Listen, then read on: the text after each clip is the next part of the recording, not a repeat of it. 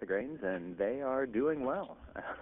Chicago wheat, big mover there, 27 cents higher. KC wheat up 22 cents. A lot of double-digit green numbers on the board. That's good to see. What's going on with the grains today, Brian? Yeah, it's great to see these higher prices, and it's an attractive price for producers who maybe 30, 60, 90 days ago would have done about anything to get wheat over $6, to get soybeans $12 in the old crop, and new crop trading at $11.45, and new crop corn above $4.80. So don't want to lose sight that if you have a marketing plan, time to execute it is beginning. We don't know that the highs are here and probably aren't right at this time, but these are some great opportunities to be making some sales. Now, the reasons we're seeing here, I think, are many things at play. Winter wheat state-by-state ratings are down sharply from year-ago levels. Now, Kansas and Missouri are both rated pretty high, 68% good to excellent in Kansas, Missouri 65. Now, those are down from last year, but then when you look at more western-type winter wheat states, Montana, Nebraska, they're only 18% good to excellent. Oklahoma's only 21. Texas is even worse at 17%.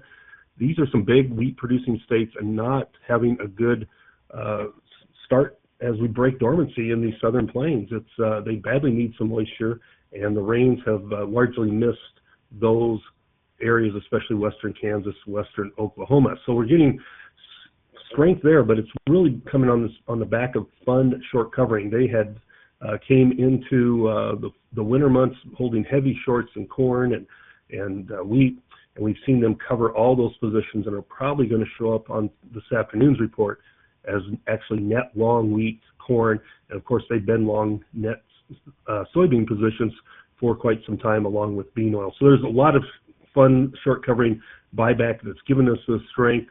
And I think also part of it is inflationary concerns with energy prices spiking. There's a lot of talk from producers that the fertilizers that they maybe have been planning on using this spring may not be used or maybe won't be used as extensively, which could limit the yield potential for corn, maybe even has corn acres switching over to something else if they are not able to get the fertilizers that they want.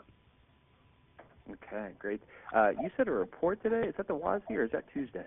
The WASDE comes out Tuesday. The state ratings came out earlier this week, and the market's been reacting to them. So really no government reports today to speak of other than the unemployment and the jobless numbers.